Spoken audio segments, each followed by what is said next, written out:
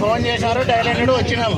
అది అందరికీ చెప్పాల్సిన పని లేదు, పోలీసుల గురించి మాట్లాడిన పని లేదు, స్థలం గురించి మాట్లాడదాం, దాని గురించి మాత్రం మాట్లాడితే బాగుంటుంది. పోలీసులు పట్టించుకోలేదంటే ఇప్పుడు ఈయన తప్పుడు కేసులు కట్టమని నేను పనిచేయాలి ఉన్నాడు చెప్పినాడు, నేను ఒక కేసు కూడా కట్టలేదు, అందుకే ట్రాన్స్ఫర్ చేసినారు. నాయన చెప్పినావు నేను అవన్నీ కట్టాలని మాట్లాడుతూ